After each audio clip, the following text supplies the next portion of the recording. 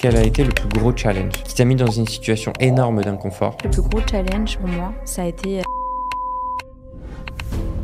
quand vous sentez qu'il y a quelque chose qui vous met dans une énergie négative, comprenez que c'est vous qui choisissez de rester dans cet état-là. Quelqu'un qui n'apprécie pas ce que tu fais, ce que tu es, ce que tu dégages, ce que tu dis à un timing, en général, c'est que ça le confronte à une limite qu'il a et qu'il a du mal à dépasser. Dans les intentions qu'on projette, on crée une action. C'est-à-dire que lorsqu'on lutte contre la guerre, en fait, on renforce la guerre. Alors que lorsqu'on agit pour la paix, on renforce la paix. La pharma, c'est beaucoup business is business, il y a beaucoup d'argent en jeu. Et soigner toutes les maladies du monde avec le moins d'effets secondaires possible à un coût abordable, ça ne les intéresse pas.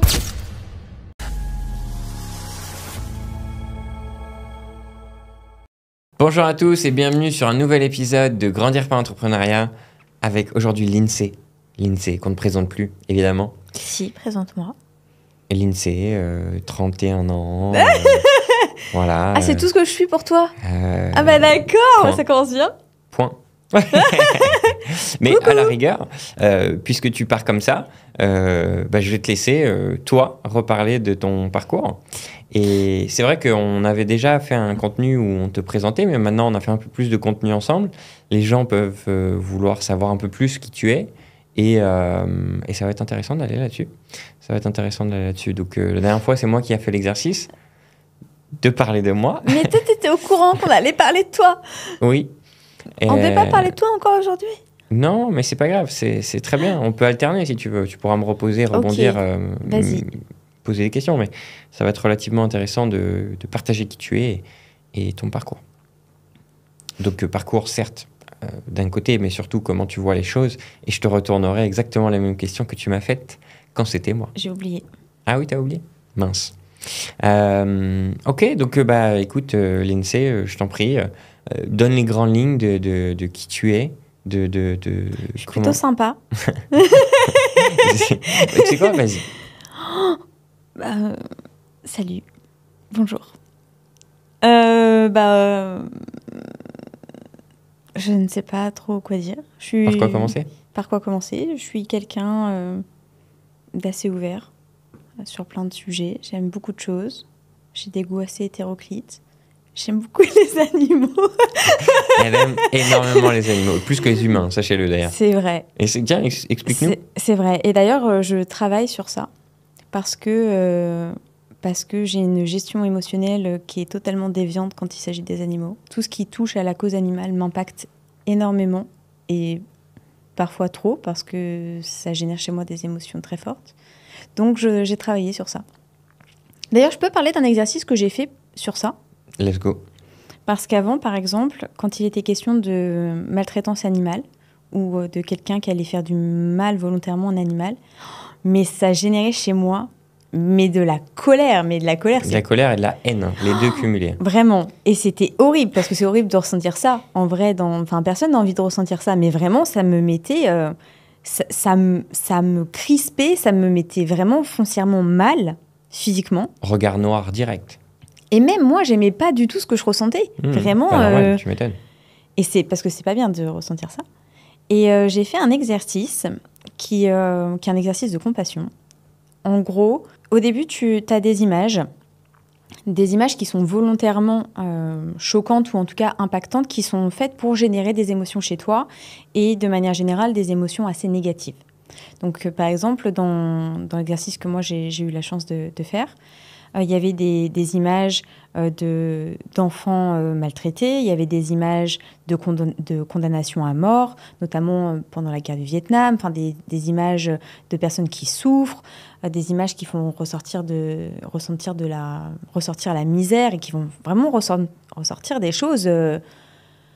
Comme moi, je suis quelqu'un qui a beaucoup d'empathie, c'était très dur. Et alors, malgré toutes ces images, attention, je ne dis pas que je ne suis pas impactée par la misère humaine, ce n'est pas du tout ça. Mais c'est vrai que la misère animale, je trouve ça tellement injuste. Non pas que c'est juste de la misère humaine. Non, en fait, c'est juste un extrême. Tu as beaucoup plus de ressenti, c'est ça que tu veux dire, sur le côté animal. Et donc, le but, c'était de noter sur une échelle... je ne sais plus si c'était sur 5 ou si c'était sur 10. Mais en gros, l'intensité de l'émotion qu'on ressent quand on voit cette image et un mot-clé associé. à l'émotion qu'on ressent. Par exemple, la haine, la rage, le désespoir, la tristesse, la colère, toutes ces choses-là. Et après, il faut... donc, on fait cet exercice-là, on laisse passer plusieurs jours parce qu'après, on se prend des temps chaque jour de compassion. C'est-à-dire que plutôt que de générer des sentiments négatifs à l'approche de choses normalement négativement impactantes, on génère de la compassion pour ça. Et donc, je me suis entraînée à faire ça c'est le même principe que Mère Teresa. Quand elle dit « Ne m'appelez pas pour faire la guerre, pour lutter contre la guerre, je ne serai jamais des vôtres. Appelez-moi une seule fois pour œuvrer pour la paix et je serai là. » Parce que dans les intentions qu'on projette, on crée une action. C'est-à-dire que lorsqu'on lutte contre la guerre, en fait, on renforce la guerre. Alors que lorsqu'on agit pour la paix, on renforce la paix. Et donc, c'est cette idée-là, c'est ce concept-là. Et j'ai refait l'exercice après avec les mêmes images que la première fois, mais à travers le regard de la compassion. Et quand j'ai vu ces choses impactantes, par exemple, il y avait une femme qui était en réelle détresse. Je pense que c'est quelqu'un... alors, c'est pure supposition parce que je ne connais pas le contexte de la photo, mais ça laissait ressortir un contexte médical de quelqu'un qui serait plutôt donc malade. Et là, en fait, littéralement, quand j'ai vu cette photo, plutôt que de ressentir de la tristesse, j'ai eu envie de la prendre dans mes bras. Mais littéralement. Et quand j'ai vu les animaux en situation de détresse également, là, dans ma tête, je me suis dit courage, ça va aller. Ça va, en gros, comme ça sera pas toute ta vie et il y a mieux qui t'attend. Et vraiment, hein, en mode t'inquiète pas, petit. Ouais, compassion. Compassion et réconfort. Et je trouve que c'est hyper intéressant de faire ce genre d'exercice. Je ne sais pas du tout comment on est arrivé à parler de ça. C'est toi qui as voulu parler de cet exercice, mais moi, je vais continuer. Comment, tiens, sur l'échelle, on va dire de 1 à 10, tu avais réagi première fois sur du combien sur le côté humain et combien sur le côté animal à peu près? Pour les humains, je pense que j'étais à une moyenne de 6. Et pour les animaux, j'étais à 8. Et la deuxième fois? La deuxième fois, c'était plus bas. Mais je ne sais plus exactement. Okay. Donc, du coup, il y a une vraie différence humain-animal Ouais. Bah, surtout que sur 10, c'est très faible, en fait. C'est une échelle qui est finalement assez réduite. Donc, un point a énormément d'impact, bien sûr. Oui, c'est ça. Ouais. Donc, mais oui, c'est hyper intéressant. Donc, ouais, j'adore les animaux. Oui. D'ailleurs, tu as un animal. Oui. Et oui, qu'est-ce que c'est ton animal? Mais on va vraiment parler de ça, là? Pourquoi pas? Mais ça n'intéresse pas les gens. Je sais pas, verra. J'ai un chat. Mais t'es fière d'avoir un chat? Bah oui, bien sûr. Redis-le, parce que là, on croyait que t'étais pas fière. Mais non, mais parce que c'est hyper personnel, en fait. Oui. Je trouve que c'est beaucoup plus personnel, finalement, de parler de ça que... De ton parcours? Que de moi, ouais. Parce que c'est la sphère intime. Donc je peux comprendre. C'est fou, parce que non mais les gens vont se dire elle est complètement tarée cette meuf. Peut-être que je le suis. Mais c'est vrai que ça fait 14 ans bientôt, le 15 septembre, que mon chat est né. Et la première fois que je l'ai vue, elle avait 3 jours. Et on ne s'est jamais quitté de tout ce temps. Donc oui, c'est sûr qu'elle a une place. Réel. Et ça, c'est un truc où beaucoup de gens dans leur vie on va dire des animaux, et l'impact, par exemple, d'un animal dans ta vie, et des fois, a beaucoup plus d'impact que n'importe qui de ta famille. Et c'est vrai. Et oui, donc, c'est vrai. Mais en réalité, c'est ce qu'on disait la dernière fois. En vrai, elle occupe une place centrale dans notre vie, parce qu'il y a beaucoup de choses de notre quotidien qui sont rythmées aussi en fonction d'elle. C'est vrai que c'est une organisation généralement autour d'elle. Donc oui, je pense que c'est important quand on prend la responsabilité d'avoir un animal. Et je pense qu'il faut mesurer réellement l'impact que ça représente. C'est un engagement total. Du coup, les chats sont un peu plus autonomes que les chiens, mais les chiens, en réalité... dès que tu en as un, il faut le sortir. Enfin, si tu es en appartement, j'entends, même si tu es en maison, tu vas pas le laisser tout le temps enfermé dans le petit bout de chemin ou de terrain que tu peux avoir. Donc, tu vas quand même devoir le sortir. Tu as besoin de lui mettre à manger. Tu as besoin de tout faire, finalement. Et quand tu dois partir, il y a quelqu'un qui doit s'en occuper. Ou alors tu pars pas, ou alors tu as quelqu'un qui s'en occupe. Donc tu pars avec. Ça dépend. Je peux prendre un exemple de voyage avion, comme nous on fait beaucoup. Ah oui, bah ça nécessite On aurait un de chien, ce voyager serait pas potentiellement différemment. Mais c'est aussi pour ça qu'on n'a pas de chien. Oui, mais c'est là où je veux en venir. C'est que c'est un engagement Ah bien sûr, qui est un animal, c'est le même engagement qu'avoir un enfant. bien sûr. Donc, Ah mais totalement. tu adaptes ta vie en fonction. Donc, moi, mon avis, qui adore les animaux, attention, hein, mais ce serait si vous êtes pas en, si vous voulez garder une certaine liberté, bah, ne prenez pas d'animaux trop tôt. Et à l'inverse, si vous sentez que vous êtes posé et que c'est ok d'en avoir un et de prendre cet engagement, bah prenez-le. Et en plus, je trouve que c'est hyper intéressant d'en parler. C'était pas du tout prévu, mais du coup, on est quand même en été. Et l'été, c'est la période de l'année où il y a le plus d'abandon d'animaux. Donc je pense que c'est important quand même d'avoir ce message de prévention.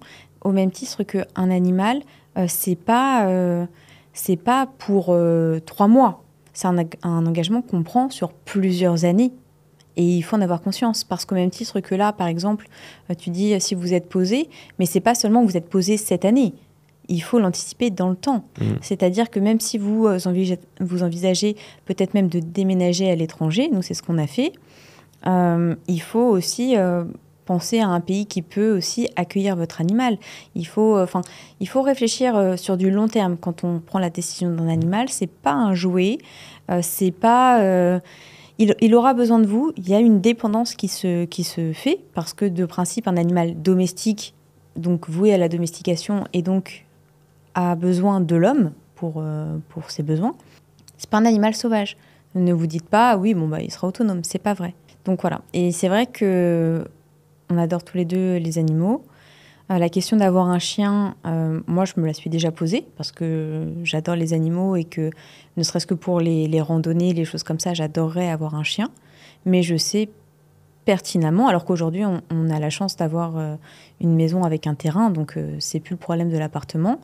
Mais je sais aujourd'hui que notre mode de vie n'est pas adapté au fait d'avoir un chien. Et j'en ai conscience et c'est OK. Mais il faut y réfléchir avant, parce que c'est pas seulement un animal, il a besoin de vous, littéralement, de votre présence, de votre temps, de votre affection. Et ça ne doit pas être une corvée de oui, bon, il faut que je trouve quelqu'un pour s'en occuper si je veux partir en voyage. Oui, là, je peux pas faire ça parce que j'ai le chien. Il faut pas que ce soit une corvée. Il faut vraiment prendre tout l'amour et y mettre tout l'amour qu'on a, et il faut vraiment que ce soit basé sur ça. Donc ça nécessite de la réflexion. Ne prenez pas un animal sur un coup de tête. Combien de fois j'ai vu des contacts prendre un chien parce que c'est beau, parce que c'est sympa pour attirer les filles, c'est sympa pour... Non, mais Attends. j'en ai vu toutes les couleurs. Et Attends, tu connais vraiment quelqu'un qui a pris un animal pour attirer... c'était pas la raison peut-être explicitement dite, mais quand tu vois dans le comportement, tu te doutes... Tellement fourbe mais tu te doutes de que jouer avec les émotions des gens. Tu te doutes que c'est induit. Et donc, bref, du coup, c'est malheureux de voir qu'après 3 mois ou 6 mois, le mec, il se rend compte qu'en fait, il n'est pas en capacité de gérer et que il le donne, en fait. Donc tu vois, moi, j'ai vu plein de fois des scènes comme ça, et c'est malheureux. Donc, ne reproduisez pas ça. Ayez un animal pour lui donner l'amour, et il vous en donnera énormément. Mais prenez l'engagement de vous occuper de lui, évidemment. Donc l'engagement émotionnel, l'engagement en termes de temps et l'engagement financier. Oui, financier aussi. Parce qu'il faut y penser à ça. Parce qu'un animal, même s'il est en parfaite santé, et c'est tout le bien que je souhaite à tous les animaux du monde, il faut le nourrir, il faut lui permettre d'avoir une certaine hygiène. Donc il faut aussi des petits jouets, des petits trucs. Ça fait partie des distractions, parce que quand l'animal se retrouve seul, il ne faut pas qu'il n'ait rien à faire. Et puis, il y a aussi tout ce qui est vaccination. Il y a tout ce qui est de l'ordre de l'administratif. Donc, il y a les stérilisations. Il y a le fait d'identifier son animal. Les assurances, potentiellement. Vraiment, il faut y penser. Et puis, les vaccins, c'est tous les ans. Et il faut considérer ces dépenses-là comme allant de pair avec le fait d'avoir un animal. C'est une condition, c'est pas optionnel. Voilà, aimez les animaux, protégez-les, et c'est parfait. Donc c'était l'aparté sur les animaux. Oui, je sais pas. Parce qu'à la base, la question c'était quoi? C'était que tu parles un peu de toi, et tu voulais parler de ton travail sur l'exercice que tu as fait sur la compassion et la haine. J'avais pas prévu de parler de moi à la base. Ouais. Mais pas du tout. Du coup, on va quand même revenir dessus. On va quand même revenir donc sur toi, mais je ne veux pas dire toi comme ça parce que j'ai bien vu que c'est hyper vaste. Ça te met dans l'inconfort, ce type de questions. Tu sais pas où aller. Qu'est-ce que tu veux que je dise? Il y a tellement de choses à dire. Du coup, parle de ton parcours. De mon parcours pro? Oui. Parcours global, c'est un parcours de vie, tu vois. On a tous des choses qui nous ont impactés dans un sens ou dans l'autre, des revirements de situation, des axes pris, puis en fait finalement pivot vers un autre axe. Donc ça peut être pro, mais ça peut être perso aussi. Enfin, tu vois ce que je veux dire? Okay. C'est un ensemble. Ok. Je commence à quel moment? Ce que tu sens. Est-ce que tu peux cibler un peu la question? Si tu dois parler de toi et de ton parcours, commence peut-être à partir du moment où toi, tu as pris conscience que tu allais dans une direction qui te plaisait, et à un timing où justement tu as adapté cette direction peut-être. Moi, j'ai toujours eu cette chance par contre. Je me projette facilement dans les différentes opportunités que je peux avoir. J'ai cette chance de pouvoir facilement, en fait, je me projette dans différents domaines. Et c'est vrai que très vite, moi, j'ai adoré les sciences, enfin la bio, la SVT. Mais littéralement, mais parce que, encore une fois, mon lien, je pense, à la nature, à l'évolution humaine, à l'évolution aussi psychologique. La SVT, c'est une science vivante. Donc, c'est une science en totale évolution, avec des innovations et des découvertes chaque jour. Et ça, c'est quelque chose, moi, qui m'a toujours plu. J'ai besoin d'avoir quelque chose qui évolue. Les sciences trop figées, par exemple, comme les mathématiques, j'en ai eu besoin, bien sûr, dans mon parcours. Mais c'est vrai que c'est quelque chose qui est plus abstrait. Parce que c'est pas, il n'y a pas de réflexion évolutive derrière. C'est comme ça et c'est tout. J'adore l'interprétation. Mais parce que tu sais comment c'est le contraire. Oui, c'est pour ça. Ouais. C'est pour ça que c'est hyper intéressant et c'est pour ça que je trouve ça génial. Et c'est vrai que moi, les sciences vivantes, ça m'a toujours plu. Et j'ai pris cette direction donc assez naturellement. Alors que déjà, à l'époque, on m'avait dit... parce que j'adore aussi l'histoire, j'adore la géographie, j'adore la géopolitique. Et on m'avait dit, mais tu sais qu'une filière... ES, c'est quoi? Économique et sociale. Économique et sociale, merci. Pourrait être hyper intéressante, sachant que comme j'étais en classe européenne, j'avais une option SES bilingue en anglais qui était dans ma filière. Et on me dit, mais ça serait génial, ça te conviendrait carrément. Et c'est vrai qu'il y avait, je pense, une part de pression familiale, parce que dans ma famille, avoir un bac scientifique, c'est quelque chose qui avait de la valeur. C'est totalement subjectif, mais c'est vrai que dans ma famille, ça avait de la valeur. C'était une certaine reconnaissance de ton assiduité scolaire, indépendamment en réalité de l'énergie que tu mets dedans, mais c'est la valeur familiale qui était mise sur la filière scientifique. Donc je me suis dit, non, je veux montrer à ma famille que je suis capable de le faire, je veux montrer que j'ai les capacités. Et c'est vrai que c'était une filière qui mettait aussi en avant, qui permettait de choisir l'option SVT. Donc, go. D'une pierre deux coups. Ouais. Et c'est vrai que avec le recul, peut-être qu'une filière ES m'aurait peut-être convenu davantage. Je ne sais pas et je ne pourrais plus le savoir maintenant. Mais en tout cas, sans regret pour la filière S. Et suite à ça, j'ai intégré un IUT de génie biologique en analyse biologique et biochimique qui était hyper intéressant. J'ai adoré cette IUT, j'ai adoré ce qu'on m'a enseigné là-bas. Et bon, alors attention, avec des matières, en effet, c'est vrai que tout ce qui était mesure thermodynamique, tout ce qui était plutôt en lien avec la physique, me plaisait un petit peu moins. Mais je sais combien c'est utile et nécessaire. Mais c'est vrai que j'avais moins d'appétence pour ces cours-là. Et suite à ça, donc il y a un stage à faire en fin de DUT et j'ai eu la chance de le faire dans une entreprise de toxicologie, donc de tests en phase préclinique, donc tests pharmaceutiques notamment sur les animaux. Et c'était hyper intéressant. Mais c'est aussi là que j'ai découvert un autre aspect de la pharma auquel j'étais en tout cas personnellement moins préparée. Parce que pour moi, monde des bisounours, c'est trop bien. Mon objectif, c'était de devenir attachée de recherche clinique, donc de mener des études directement sur l'homme.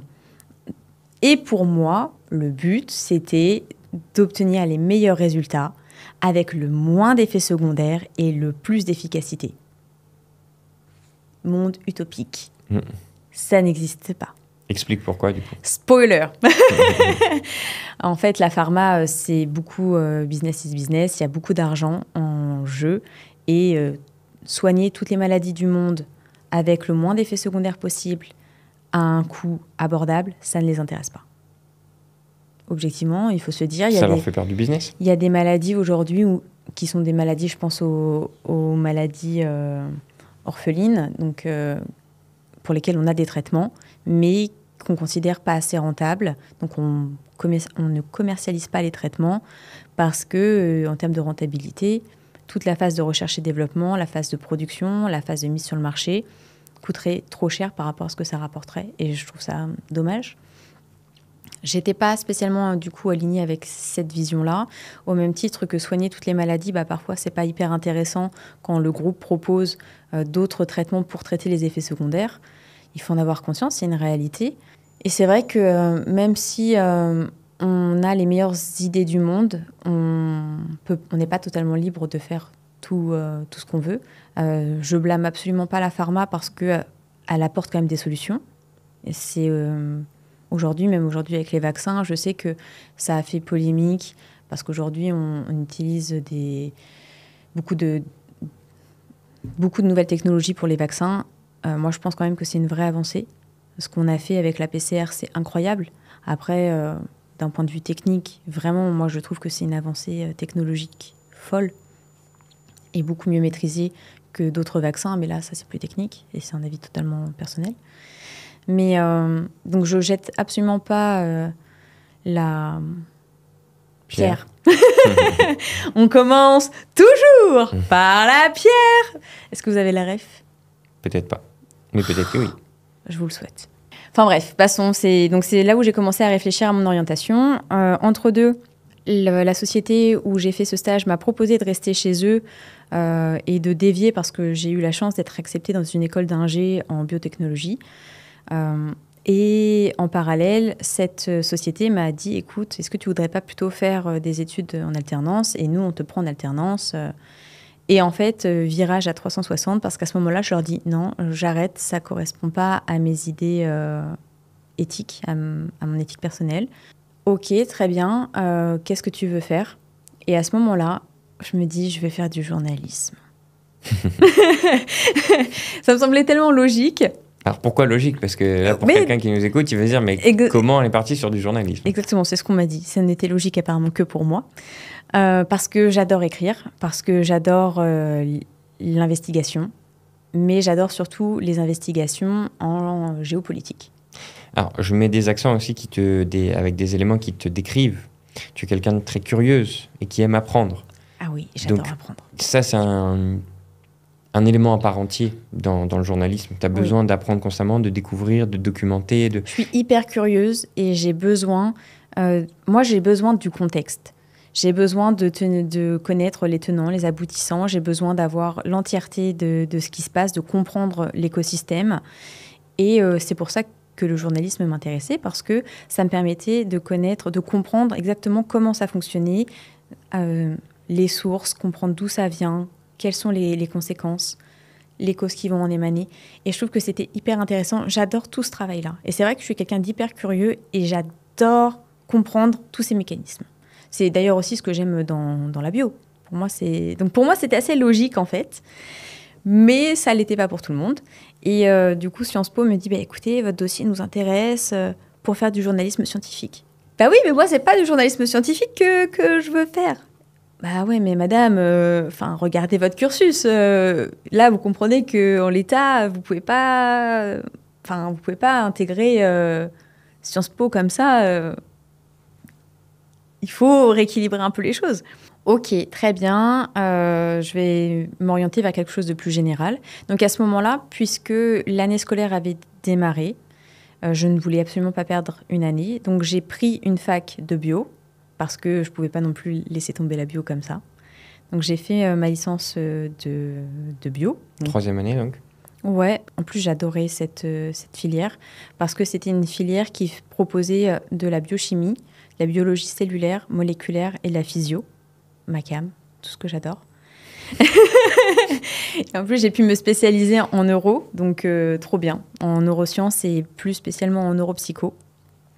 Donc, et j'ai d'ailleurs fait le lien avec la neuropsychopharmacologie, donc tout ce qui est traitement pharmacologique pour gérer la neuropsychologie. Donc tout ce que j'adore. Et en parallèle, j'ai décidé, mais comme j'étais boursière, je l'ai fait en auditrice libre, parce qu'il faut savoir que quand on est boursier, on a une obligation de présence sur les cours, et notamment aussi pour tous les partiels. Donc le fait d'être en auditrice libre m'a permis d'intégrer la licence d'histoire et également la licence en humanité et monde contemporain, qui est hyper intéressante, sans avoir d'obligation de présence, parce que c'est logique, tu peux pas te dédoubler et je pouvais pas être dans 3 endroits à la fois. Et d'ailleurs, si ça vous intéresse, s'inscrire en auditeur libre dans une filière vous permet d'accéder aux cours des 3 années de licence. Donc pas forcément de suivre que les cours de première année. Vous pouvez aller directement sur certains cours de 2e année ou de 3e année, ou même que sur des options d'autres années. C'est hyper intéressant. Il faut derrière, si vous décidez de faire ça, déjà moi j'avais fait un contrat pédagogique puisque j'avais fait un DUT. J'avais déjà validé certaines matières, ce qui permet de libérer du temps pour faire d'autres matières, parce que sans ça c'est très compliqué. Moi, j'ai eu cette chance. Donc, rapprochez-vous quand c'est comme ça de l'administration qui va vous aider à faire ça. Et d'ailleurs, chose hyper intéressante, rapprochez-vous aussi des... Comment ça s'appelle ? J'allais dire la BU, mais non, c'est la bibliothèque. Du DU, c'est le bureau des étudiants, tu sais, de chaque filière. Comment ça s'appelle ? Dis bureau des étudiants parce que ça dépend. Il y a un nom. Peu importe, ouais. Bon, rapprochez-vous de ceux qui gèrent ça, parce que ça peut être un moyen pour vous de récupérer des cours. Moi, je sais que j'ai dû arrêter la licence d'histoire que j'avais en auditrice libre. BDE, merci. Bureau des étudiants. C'était aussi simple que ça. Donc du bureau des étudiants de la filière en question. Voilà. Parce qu'en fait, là-bas, pour récupérer un cours, il fallait l'échanger contre un autre cours. Ok. Alors, je leur ai dit, mais ok, pas de problème, vous voulez des cours de quoi ? De physio ? De métabolisme ? En ce moment, là, il y a un super cours de métabolisme végétal. Si je n'ai pas le cours, c'est pas que je ne souhaitais pas y aller, c'est que j'étais ailleurs. Et pour le coup, dans l'université où c'était, pour le coup, la filière histoire, je suis désolée, mais le BDE, vous n'avez pas fait le taf, sachez-le. Donc j'ai arrêté parce que c'était pas possible. Je jette des pierres aujourd'hui. Jette des pierres. J'espère que ça a changé et certainement que c'est plus les mêmes personnes. Mais les personnes de l'époque, vous avez pas joué le jeu et c'était pas très bienveillant et c'était pas faire. Mais admettons. Par contre, humanité monde contemporain, incroyable. Félicitations à vous. Parce que vraiment. Des formations professionnelles. Hein. Ça c'est une prof qui parle. Oui, parce qu'après, du coup, je suis devenue prof. Non, mais continue ton fil, t'inquiète. Du coup, j'adore, voilà, super, je m'ouvre à des tas de choses. Pendant ta licence 3 ? Ouais, pendant ma licence. Est-ce que tu as refait 3 ans de licence ? Non. Non, voilà, donc tu as fait une licence 3. Non, j'ai fait une licence 2 et licence 3. Ah, donc tu as fait 2 ans ou 3 ans. Oui. Bah oui, parce que j'ai repris en cours d'année. Donc, du coup, j'ai repris en 2e année de licence. D'accord. C'est pour ça que j'ai pu faire mon contrat pédagogique. Ok. Et me libérer du temps. Enfin, libérer du temps, du coup, j'avais plus le temps parce que j'étais en train de courir partout. C'est hyper éprouvant. Si vous décidez de faire ça, faut savoir que mentalement... Remets le cadre. Faire quoi ? Si vous décidez de suivre un cursus universitaire et d'ajouter à ça et dans mon cas, 2 autres filières en auditeur libre, vous allez avoir des grosses journées. C'est-à-dire qu'en cours, vous savez que vous allez passer plus de temps à la fac qu'ailleurs. En gros, moi, mon train de vie, c'était 8h, 18h à la fac. Et généralement, jusqu'à la fermeture à la bibliothèque universitaire. Donc, ça a été très lourd pendant 1 an. Mais c'était hyper formateur parce que du coup, ça m'a permis de découvrir plein de choses. Et j'étais hyper galvanisée par tout ce que j'ai pu apprendre. Donc, c'était trop bien. Ça a été une grosse ouverture aussi en termes d'enseignement, parce que j'ai rencontré des profs qui étaient passionnés par ce qu'ils faisaient, par ce qu'ils proposaient. Et ça porte énormément. Vraiment, moi, c'était dur en termes de rythme, mais je me suis laissée porter assez facilement parce que j'étais hyper intéressée par tout ce que j'apprenais. Donc ça, c'était hyper cool. Après la L3, et là, il fallait décider. Donc déjà, en L3, je me dis, je veux en savoir plus de tout ce à quoi je peux avoir accès. Et je commence à chercher des portes pour alléger du coup mon cursus scientifique. Et je me dis, qu'est-ce que je pourrais faire où il y a de tout pour montrer que je suis capable de toucher à tout. Et en même temps, le faire sans recommencer à zéro, en partant là du bagage que j'ai. Et c'est pour ça que j'ai fait un master enseignement. Parce que là, c'était vaste. Et à la base, quand j'ai commencé mon master enseignement, en parallèle, parce que objectivement, le master est pas spécialement compliqué. Non, mais c'est le droit de le dire. Comparaison d'une filière scientifique, il y a quand même un gap. En fait, c'est ça. C'est que je dis pas que c'est pas compliqué, mais c'est vrai qu'avec le rythme que j'avais et les attentes très hautes qu'il y avait dans ma filière scientifique, en fait, j'ai trouvé les attentes du master enseignement très basses et assez... Relativement atteignable. Ouais. Relativement facilement atteignable. Franchement, oui. Est-ce que c'est relatif à chacun, bien sûr. C'est relatif à chacun. C'est pour ça que j'ai pas envie non plus de dire c'était finger in the nose, alors que ça dépend vraiment de chacun. Non, mais tu avais été formé à une échelle scientifique. Mais donc avec forcément. la rigueur que j'avais, c'est ça, en fait, je me suis dit, ouais, détente. Ce qui m'a permis, par contre, et tant mieux, de pouvoir travailler à côté. Parce que j'ai commencé à enseigner la SVT dans un collège en parallèle. Et c'était génial. Et encore une fois, sincèrement, rapprochez-vous de l'administration, devenir, comment on appelle ça, étudiant salarié. C'est juste, franchement, vous le faites avec l'administration, c'est hyper facile. C'est vraiment pas compliqué. Et moi, je sais que c'était un point en moins parce que déjà, c'était des ressources financières, donc pas négligeables quand tu es étudiant. C'était carré avec mon administration, comme j'étais boursière, ça permettait d'excuser les cours où j'étais pas là, sachant que puisque les attentes n'étaient pas hyper compliquées à atteindre, je pouvais les rattraper facilement. Et ça s'est super bien passé. Et en fait, finalement, ce que je pensais être une transition pour retourner vers le journalisme, m'a happée. Et j'ai adoré enseigner. Et je me suis posé la question, est-ce que j'enseigne dans le second degré, donc uniquement la SVT, parce que j'adore la SVT. Et c'était frustrant pour moi, parce que j'avais énormément d'élèves. Les programmes sont hyper intéressants, mais j'avais pas assez de suivi. J'avais pas... il faut beaucoup de temps pour apprendre à connaître ses élèves quand tu es dans le second degré, parce que tu les as peu, surtout quand tu es dans des matières comme la SVT, qui sont des matières en fait d'option, donc c'est peu de temps dans la semaine.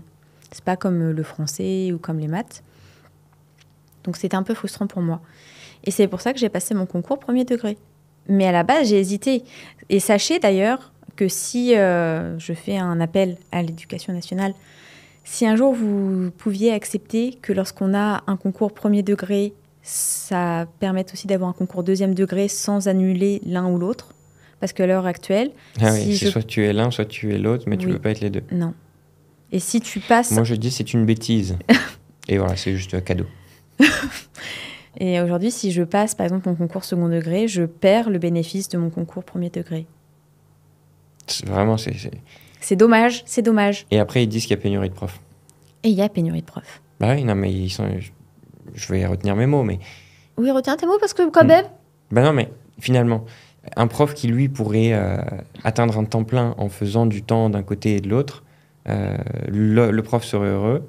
Et en plus de ça, il pourrait enseigner à deux domaines où c'est deux approches totalement différentes. Alors, ça, par contre, je suis pas sûre.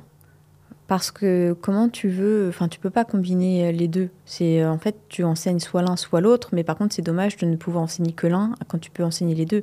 C'est-à-dire que moi, j'apprécierais qu'on puisse avoir deux concours, tout simplement pour se dire, bah voilà, j'enseigne dans le premier degré et peut-être que dans 3 ans, j'aimerais enseigner dans le second degré. Ça ne veut pas dire que j'aimerais pas retourner au premier degré.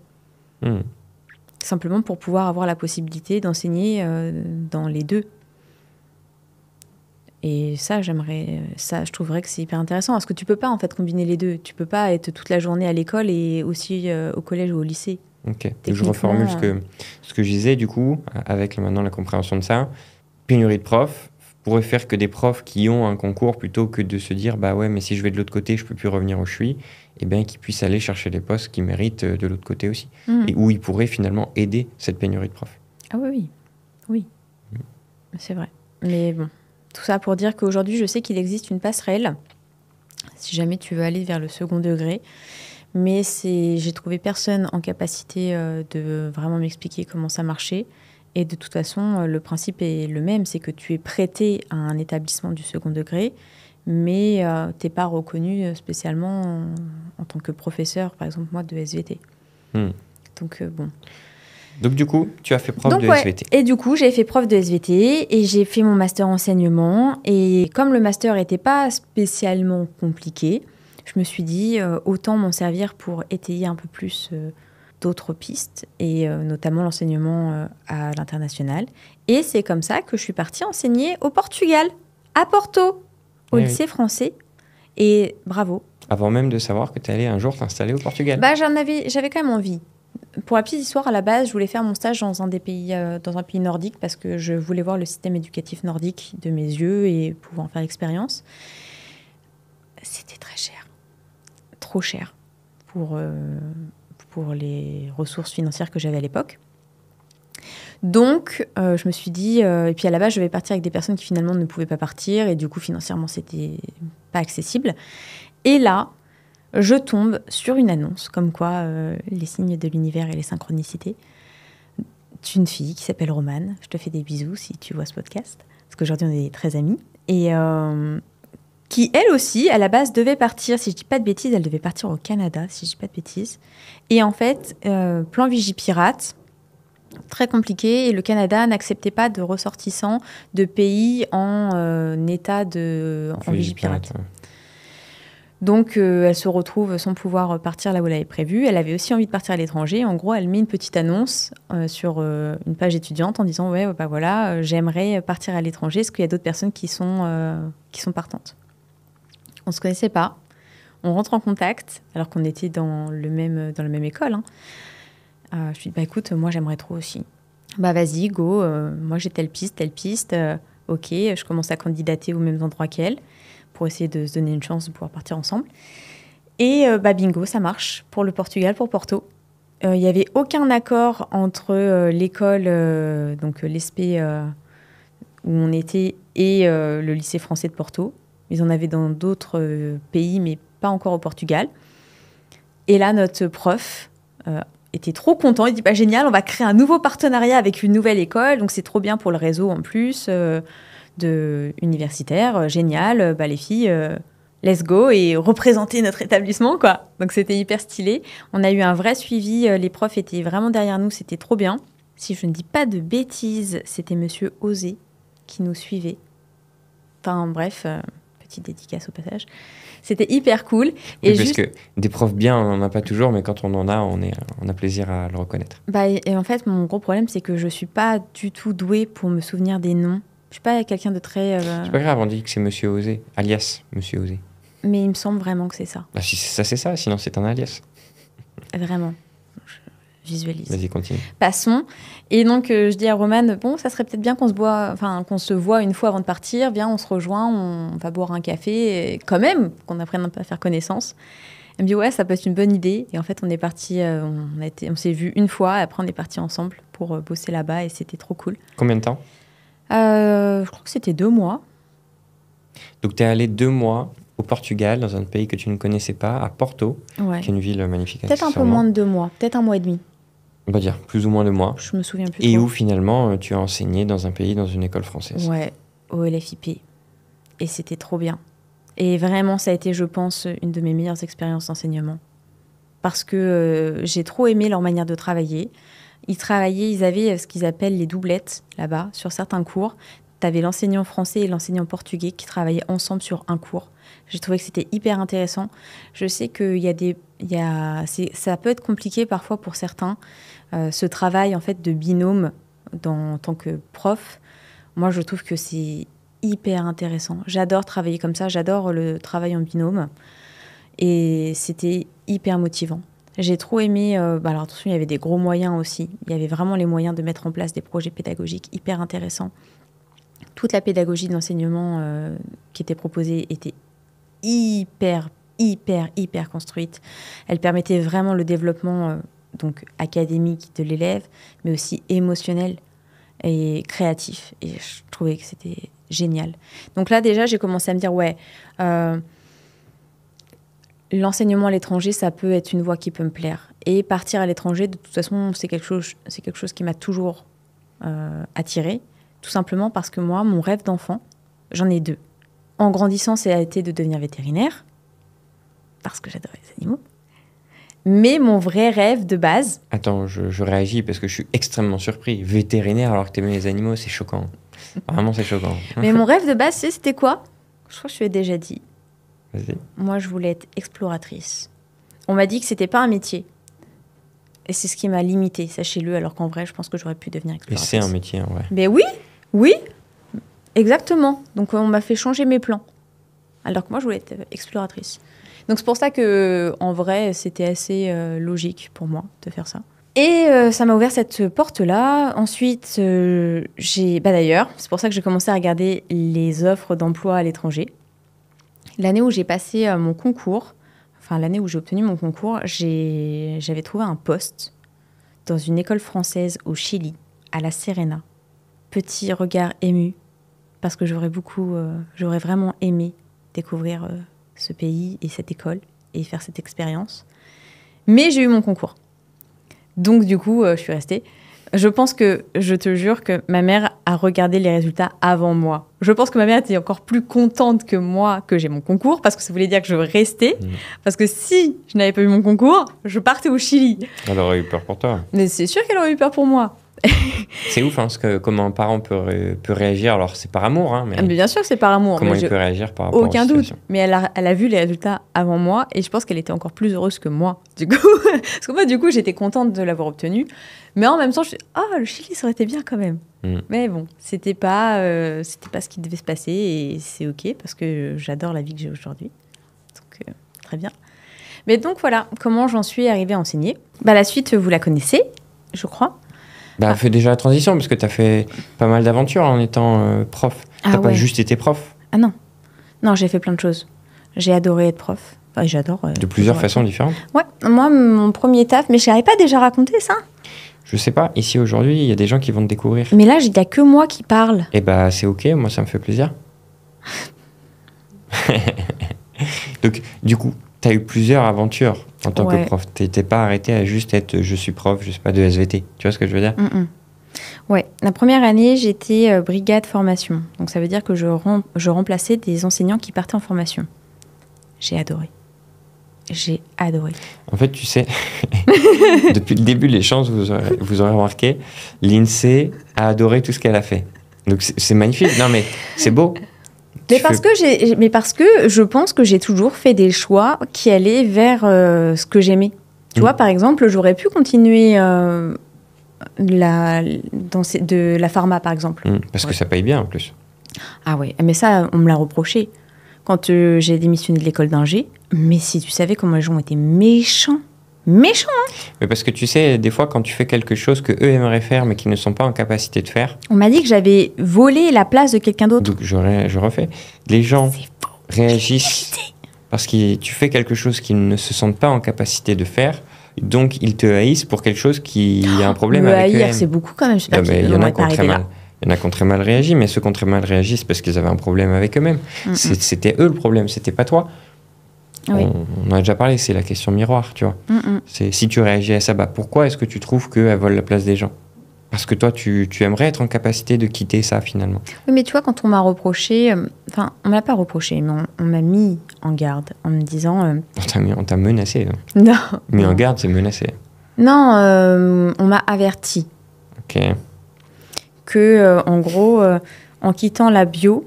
En plus, quitter la pharma pour faire de l'éducation, de l'enseignement, quelle idée. Les gens m'ont dit, mais est-ce que l'INSEE, tu te rends compte que là, ce que tu vas faire en fin de carrière dans l'enseignement, c'est même pas ce que tu aurais obtenu en début de carrière en pharma. Et ils avaient raison. D'un point de vue financier, ils avaient totalement raison. Mais j'étais pas dictée par l'appât du gain. C'était pas la réussite financière que je cherchais. C'est pour ça que j'ai pas eu peur de faire ce choix. Et la chance que j'ai eue, c'est que quand j'ai dit ça à mes parents, que je me réorientais, c'était OK.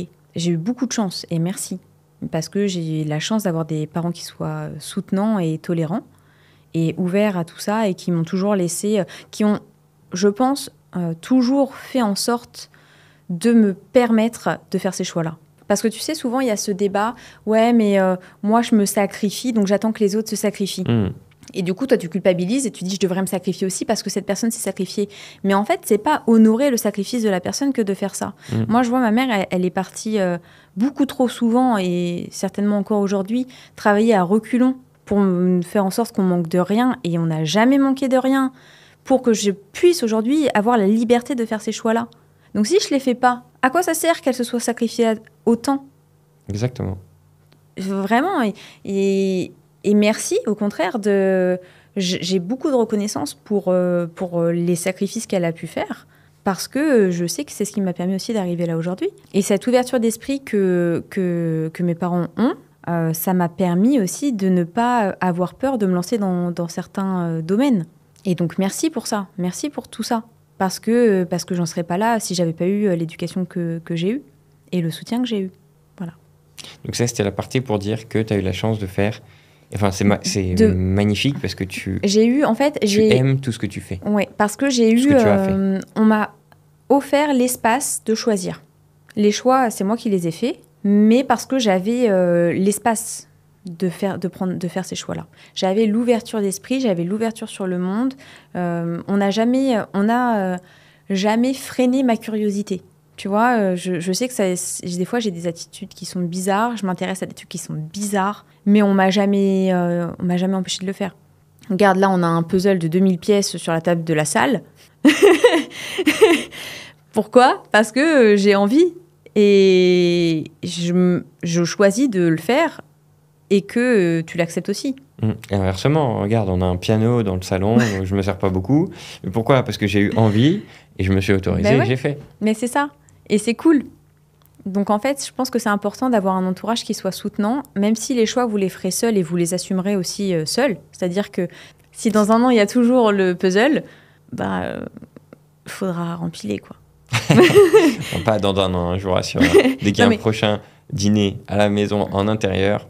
Ça dépend. S'il me reste moins de 100 pièces à mettre, je te jure qu'on saute pas le puzzle. Mais non, mais on mangera par terre. On mangera par terre. On le finira et après on le retire. Oui. Mais bon, tout ça pour dire que... tu as fait les choix. Que si aujourd'hui, oui, en effet, je suis très heureuse de mon parcours. Ça n'a pas toujours été facile. Je dis pas que c'était hyper simple. Hein. Les partiels de bio n'étaient pas faciles. Merci à Audrey. Non, mais je suis obligée de dire, Audrey Spera, majeure de promo. Non, mais elle m'a aidée. Elle a pris vraiment du temps pour m'aider. Non, vraiment, c'est fou. Le soutien que j'ai eu. Donc, tout ça pour dire que même si c'est difficile, ne vous laissez pas décourager parce qu'après, vous serez fiers de vous. Si vous allez dans la direction de ce qui vibre pour vous et de ce qui vous plaît, vous ne pouvez pas vous tromper. Voilà. Est-ce que tu te souviens où est-ce que tu en étais ? Non. Absolument pas. Voilà. Donc, je fais l'effet inverse de ce que tu m'as fait la dernière fois. Donc, moi, au contraire, je vais te ramener là où j'essayais de me ramener moi. Ça, c'est le problème de ma vie. C'est-à-dire que moi, c'est cuit des petits oiseaux. Heureusement, c'est là où vous êtes content d'avoir un Capricorne dans votre vie qui vous ramène sur Terre. Parce que moi, c'est... Oui. Donc, tu partageais, et c'est là où j'ai rebondi, que tu étais très contente de faire ce que tu faisais, et on parlait des différentes façons d'être prof à partir du moment où tu l'as été officiellement. Exact. C'est ce que j'allais dire. Donc, j'étais brigade de formation, je remplaçais les enseignants qui partaient en formation, et ça m'a permis de faire le tour de mon département, parce que quand c'est comme ça, vous allez dans plusieurs écoles, vous faites tous les niveaux scolaires possibles, inimaginables, vous découvrez des tas de pédagogies différentes, et c'est hyper formateur. Et je trouve qu'en début de carrière, c'était la meilleure chose qui pouvait m'arriver.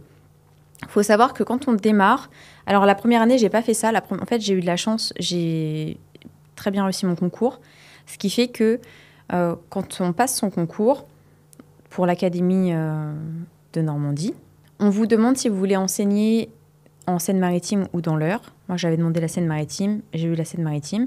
J'habitais à Rouen, on m'a donné un poste à Rouen, plein centre de Rouen, dans une école maternelle. Enfin, franchement, le poste en or, quoi. Vraiment, je sais que j'ai des amis qui n'ont pas eu cette chance-là parce qu'ils avaient plus de 3 heures de route par jour, qu'ils étaient dans des écoles où c'était compliqué. Il y a des personnes qui, dès leur première année, donc on est stagiaire, c'est-à-dire qu'on est encore entre l'école où on enseigne et nous, l'école où on apprend. Et je sais qu'il y en a pour qui c'était très compliqué. Moi, j'ai eu beaucoup de chance, et merci, et tant mieux. Et j'en ai vraiment profité parce que c'était un cadre vraiment où tout était fait pour que ça se passe bien. Suite à ça, donc, on fait des vœux. Moi, j'avais fait un vœu de secteur, c'est-à-dire que je voulais rester près de chez moi. C'était ma priorité. Peu importe le poste que j'allais occuper, mais je voulais rester près de chez moi. Et c'est comme ça que j'ai eu ce poste de brigade formation. Trop, trop bien.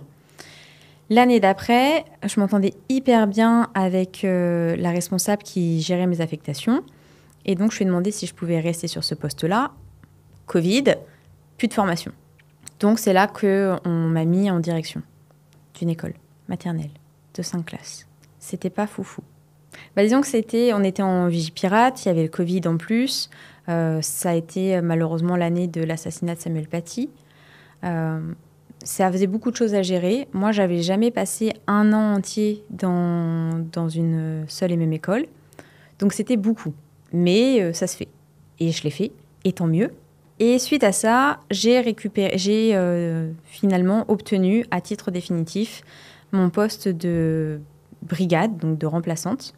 Cette fois-ci, je l'ai eu à titre définitif sur mon secteur. Et la vie a fait que, plutôt que de faire des remplacements dans plein d'écoles, on m'a à la base mandatée pour faire le remplacement dès le jour de la rentrée d'une enseignante qui avait qui avait prévenu qu'elle ne serait pas là dès le jour de la rentrée. C'est un remplacement qui devait durer un seul jour et il a duré toute l'année. Et dans une école incroyable, avec une équipe incroyable, des gens incroyables, une pédagogie incroyable, un projet d'école incroyable, tout était incroyable. Et mille gratitudes d'avoir eu la chance de vivre une expérience professionnelle comme celle-ci, parce que c'était génial. Et je pense que c'est aussi pour ça que je me suis sentie libre d'essayer autre chose. Parce que tu vois, j'aurais culpabilisé si j'avais dû faire les choix de vie que j'ai fait suite à cette année-là, donc arrêter l'enseignement, déménager, changer de secteur professionnel. J'aurais culpabilisé de le faire l'année précédente, donc l'année où j'ai eu la direction, parce que j'aurais eu l'impression d'abandonner quelque chose.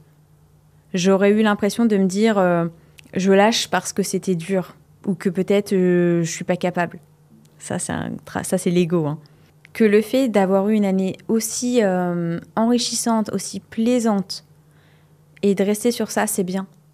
Plutôt que quand on arrête parce que l'année n'a pas été personnellement bonne. Satisfaisante même. Ouais, satisfaisante. C'est pas que ça s'est mal passé. Non, mais c'est que tu as satisfaction à avoir fait ton travail. Ouais. J'étais pas bien. Le contexte, l'ambiance...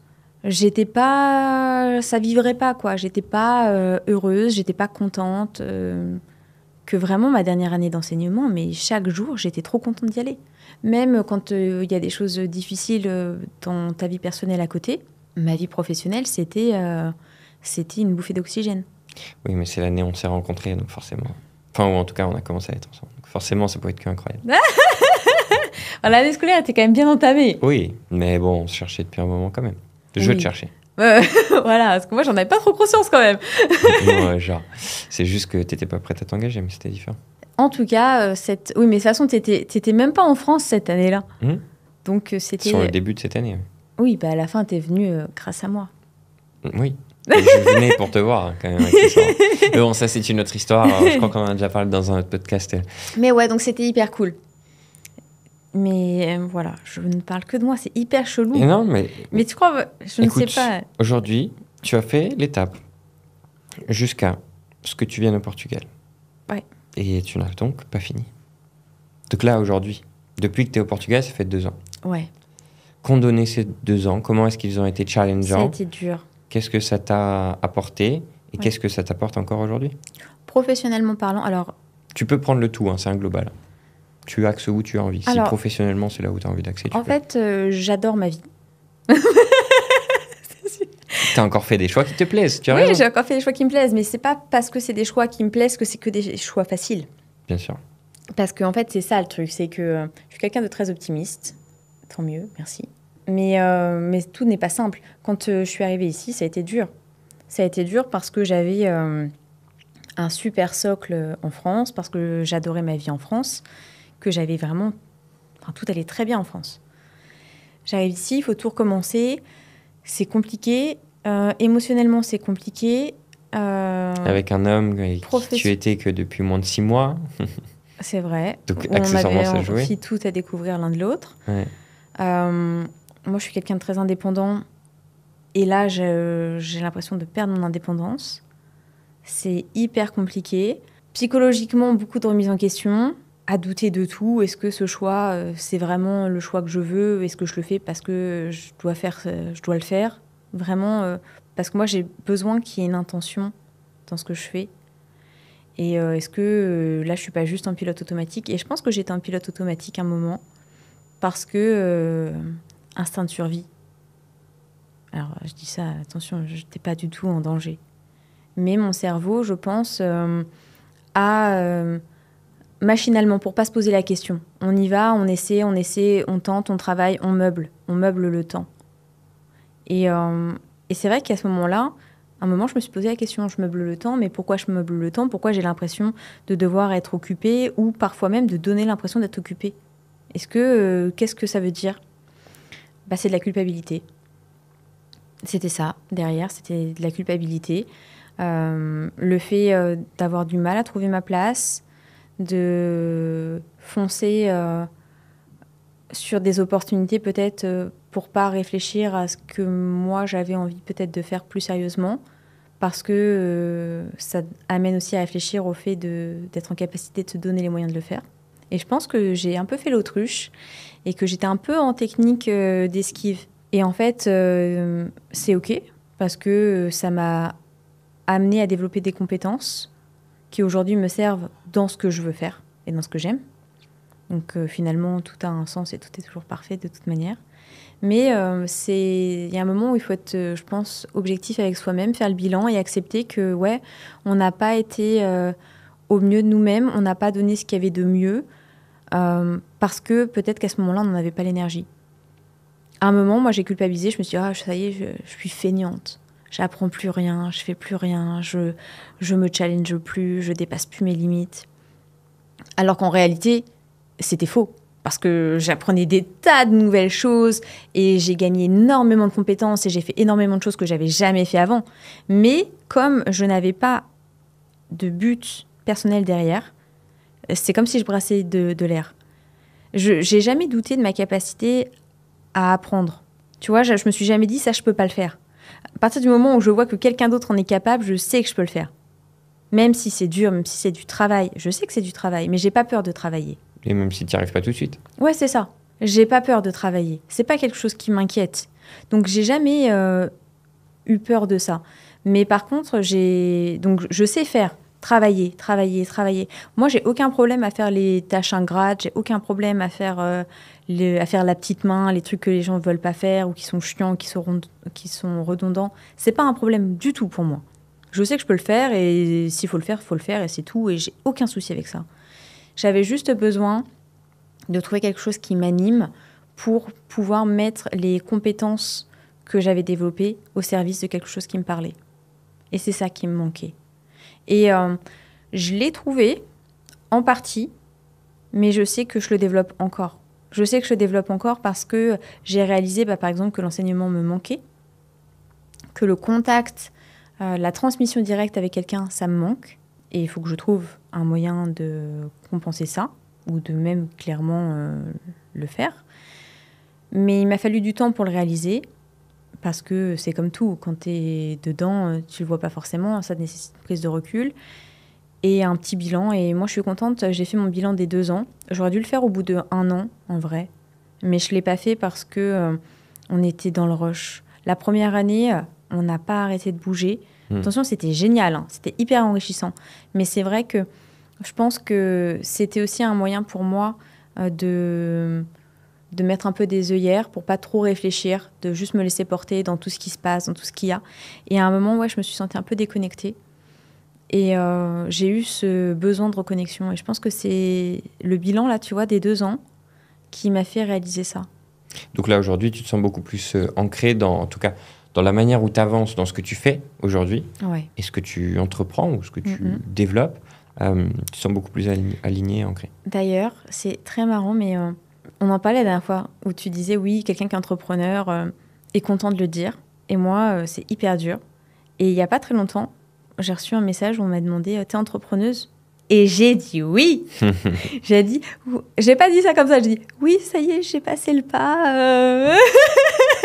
C'est déjà très bien. Mais ouais, parce que c'est dur de se reconnaître là-dedans aussi. Je pense que ces 2 casquettes, l'homme et la femme, ont un comportement totalement différent par rapport à ça. Et on en parlait, mais je me rends compte avec le temps que la femme aura plus de difficultés par ses problèmes de confiance en soi plus classiques que rencontre la femme finalement, de reconnaître qu'elle l'est et de penser qu'elle a le droit de le dire.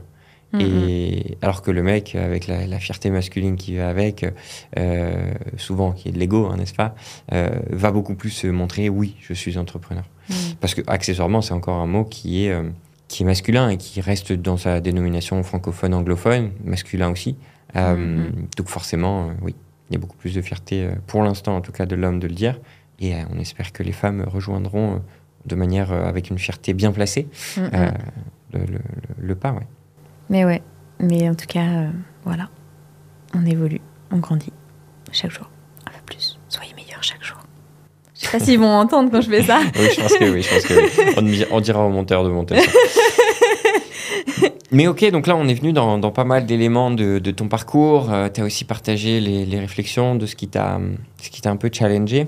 Et moi, j'aimerais là justement que tu me dises sur les 2 années, depuis qu'on est au Portugal ensemble, quel a été le plus gros challenge qui t'a toi, qui t'a mis dans une situation énorme d'inconfort et alors énorme à une certaine mesure, hein, c'est peut-être pas le cas énorme, mais en tout cas qui t'a mis vraiment dans une situation d'inconfort au point de te faire douter et de te rechallenger et de repartir de bon pied après, quoi. Alors, douter, non, ça m'a pas fait douter. Mais par contre, le plus gros challenge pour moi, ça a été la barrière de la langue. Parce que quand j'étais en sciences, tout était en anglais. J'ai fait avant, j'étais en européenne, donc j'avais de très bonnes bases d'anglais. Et tant que tu le pratiques, c'est génial. La vérité, c'est que j'ai fait un master enseignement qui ne stimule absolument pas les compétences linguistiques. Et si tu pratiques pas, c'est mort. Et ça a été très dur de me confronter à mon niveau d'anglais et à la perte de confiance que j'ai eue, en fait, justement, vis-à-vis de ça. Parce que ça n'aurait été que apprendre le portugais, ça me faisait pas peur. Mais là, le fait de devoir choisir, en fait, à me dire, il faut que je m'en mette à un niveau en anglais, en portugais, ça a été dur pour moi. Ça a été vraiment un truc... et du coup, ça m'angoissait à l'avance. Et encore une fois, c'est pour ça d'ailleurs que j'ai fait ce travail aussi sur l'état d'esprit. On crée notre réalité. Donc forcément, si je pars à un endroit en sachant qu'il y aura une majorité de personnes anglophones et que je me dis je suis pas en capacité, ça va être dur, ça va me coûter, ça va me demander des gros efforts, je vais pas tout comprendre, je vais être à l'écart. Forcément, ça génère du stress. Forcément, on n'a plus envie d'y aller. Forcément, on s'isole. Et forcément, même si tu y vas, ça va te prendre ça une va être un énergie mauvais de ouf moment et parce tu vas pas profiter. On part en se disant que tout va être dur, on va se stresser, on va pas oser répondre et c'est un mauvais moment. Ça coûte énergétiquement parlant et on va pas en profiter. Et du coup, j'ai réalisé que je me générais cet état-là. Mais je me le générais toute seule parce que c'était mes pensées, c'était mes croyances que je reportais, qui faisait ma réalité. Et ça se matérialisait à chaque fois qu'il y avait une proposition, notamment de ma part, d'aller quelque part où il y avait de l'anglophone, en fait, finalement. Regarde, même le cinéma. J'adore le cinéma. Presque 2 ans à la repousser, quoi. J'adore le cinéma, mais j'avais trop peur d'aller voir un film qui n'était pas en français. Donc tu t'es généré, pour résumer, un côté anxiogène par rapport à la langue. Ouais, parce que le cinéma ici, c'est de la VO sous-titré portugais. Et je me suis dit, je suis pas capable. Mais même regarder à la maison des trucs en anglais, en fait, finalement... Mais j'avais peur, je me suis dit... Alors que... Et là, chose... En plus, c'est vraiment bizarre, parce que j'ai jamais eu ce problème-là en France. Hein. En France... Tu t'es créé un frein. Je me suis mis une barrière. Limite toute seule. Parce qu'en France, regarder en VO sous-titré, ça n'a jamais été un problème. Déjà, à l'époque, même quand on était ado, grande époque de DP Stream, quand on regardait les séries qui venaient de sortir, c'était que de la VO et ça n'a jamais été un problème. Je ne sais pas à quel moment j'ai fait ce switch en me disant que ça allait être compliqué. Parce que je pense que quand j'ai emménagé au Portugal, je cherchais le réconfort dans le français, dans ce que je connaissais, dans ce que je maîtrisais.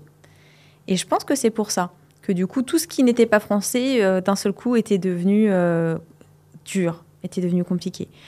Et tu vois, le fait de m'en rendre compte et de le dédramatiser, en me disant, mais quel moment? Déjà, tu l'as fait avant, donc tu sais que tu peux le faire. Déjà, ça, c'est hyper rassurant. Et si c'est quelque chose que vous n'avez jamais fait, dites-vous que si d'autres l'ont fait, vous pouvez le faire aussi. Et ça a toujours été ma philosophie. Et je ne sais pas, à un moment, ouais, je me suis perdue. Mais je me suis rendu compte. Et du coup, maintenant, ça va mieux. Oui, regarde en peu de temps comment tu as réamélioré ton niveau d'anglais, et ton niveau de portugais. Et regarde, maintenant, c'est moi qui te demande pour regarder des trucs en anglais. C'est moi qui te force pour aller au cinéma. Même quand tu n'avais pas spécialement prévu d'y aller ou que tu n'avais pas spécialement envie. Et c'est ouf, mais parce que j'ai fait ce switch mental. Et faites-le. Quand quelque chose, vous sentez qu'il y a quelque chose qui vous met dans une énergie négative, comprenez que c'est vous qui choisissez de rester dans cet état-là. C'est dur à accepter. Ce que je dis là, c'est pas facile à entendre. Et pour beaucoup, ils vont dire, oui, bah, c'est facile de dire ça. Mais c'est vrai. Et dites-vous bien que si, là, ce que je vous dis, vous vous dites, ouais, c'est facile de dire ça, c'est n'importe quoi, vous avez mis le doigt sur un truc à travailler. Si ça vous fait réagir, c'est que peut-être que ça vous confronte, vous, aux propres limites que vous vous imposez. Dites-vous bien que vous êtes en capacité de les dépasser parce que c'est vous qui les avez créés, vous pouvez aussi très bien les retirer. Exactement. Et on en parlait encore tout à l'heure justement de ces limites qu'on se crée. Les réactions d'autrui sont finalement, encore une fois, les réactions à eux par rapport à leurs problèmes. Donc quelqu'un qui n'apprécie pas ce que tu fais, ce que tu es, ce que tu dégages, ce que tu dis à un timing... en général, c'est que ça le confronte à une limite qu'il a et qu'il a du mal à dépasser. Et donc, ça le challenge et donc il y a un refus et tout réagit, quoi. Donc oui, exactement. Donc, merci pour ces retours, pour ce côté challengeant de la langue. Et je te félicite encore une fois de comment tu avances aujourd'hui. Et regarde, pas plus tard que mardi soir, on a eu un repas tout en anglais et tu t'en es sorti à merveille. Bon, c'était avec des gens super, donc forcément. Oui, c'est ça. Ça aide aussi. Une bonne énergie. Et... C'est un très bon exemple. À l'inverse, maintenant, ce dont tu es hyper reconnaissante ces 2 années depuis qu'on est au Portugal, ça peut ne pas être qu'un truc, tu peux mettre plusieurs choses. C'est hyper dur, je suis reconnaissante de trop de trucs. Commence. C'est le moment où on se jette des fleurs ou je me reçois des fleurs aussi. C'était fait exprès. Ça se trouve, j'aurais pas parlé de toi. Je sais pas, hein, mais en tout cas, je serais forcément lié à tout. J'ai beaucoup de reconnaissance déjà pour nous. Oui. Pour notre relation, pour la manière dont elle a évolué. Vas-y. C'était une blague hein, quand je disais c'est pour me jeter des fleurs. Non, je sais qu'il veut que je le fasse. Non, j'ai Vas-y, continue. Non, mais j'ai beaucoup de reconnaissance en effet pour la manière dont je trouve on développe notre relation, dont on apprend à se connaître, dont on apprend à communiquer. Je pense qu'on se connaît de mieux en mieux. Et je pense que c'est génial. Franchement, je trouve qu'on a beaucoup de chance. Je trouve qu'on a beaucoup de chance aussi d'avoir trouvé ce pays parce que c'est un pays qui est hyper accueillant. C'est un pays avec une douceur de vivre, avec... Vraiment, il y a quelque chose, il y a une atmosphère, il y a une énergie ici et j'ai beaucoup de reconnaissance pour ça, pour tous les paysages que ce magnifique pays nous offre. et pour toutes les opportunités qu'il offre aussi. Ouais. Dont encore ce week-end, les paysages. J'ai hâte. Mais oui, je trouve que c'est trop dur de choisir qu'une seule chose pour laquelle j'ai de la gratitude. J'ai beaucoup de gratitude. J'ai aussi de la gratitude, par exemple, pour des relations qui se sont... quand tu t'éloignes, tu sais, il y a un dicton qui dit loin des yeux, loin du cœur. Et ça fait peur. Et la vérité, c'est que c'est pas une vérité. C'est pas une vérité absolue. Peut-être que des gens vont s'éloigner, mais c'est peut-être des gens qui se seraient éloignés de toute manière, même si vous étiez restés à côté. Il faut accepter, des fois, c'est dur, je ne dis pas que c'est facile, de laisser partir certaines relations, non pas parce que elles se finissent mal, ou il n'y a pas besoin qu'il y ait quelque chose de déchirant, mais des fois, simplement, on prend des voies différentes et permettre à l'autre de prendre son espace, même si c'est plus connecté à ce que vous vivez, c'est OK, l'important... c'est de se souhaiter le meilleur et d'être content que les autres s'épanouissent dans leur voie. Et à contrario, il y a des choses qui ne changent pas. Il y a des relations qui ne changent pas et qui ne changeraient pas même si j'étais à l'autre bout de la planète. Parce que ça dépasse tout ça, parce que c'est pas une question de géographie, parce que c'est même pas une question de s'appeler ou de s'envoyer des messages tous les jours. Parce que bon, déjà, j'ai jamais été comme ça. Et généralement, ces gens-là ne le sont pas non plus. Mais parce qu'on se sait. C'est comme ça, on a un lien qui dépasse tout ça. Et même si on peut passer parfois un temps fou sans se parler, on sait que quand on va se parler, rien n'aura changé. Enfin, on aura changé. Et c'est là où c'est intéressant. C'est que chacun à son niveau change. Et tant mieux.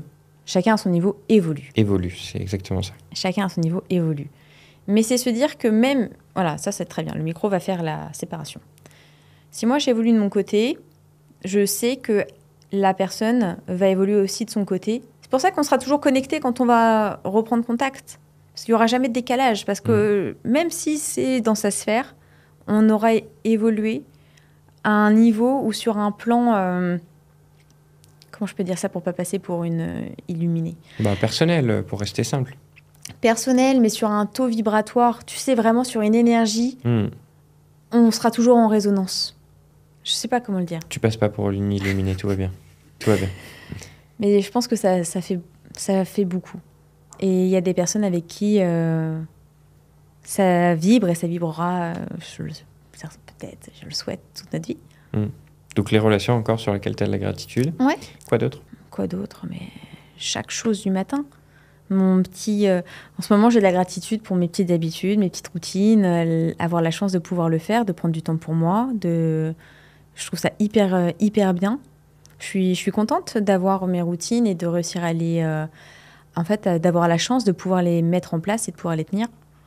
Parce que je sais que c'est pas donné à tout le monde non plus. Et j'ai beaucoup de chance pour ça. Et je suis hyper reconnaissante aussi pour ça. Non, je suis reconnaissante d'à peu près tout ce qui m'arrive dans ma vie. Je suis reconnaissante d'être là. Et ça m'a vachement fait progresser. Et c'est là où j'ai réalisé, parce que je ne dis pas que je ne suis plus timide, surtout en début de podcast.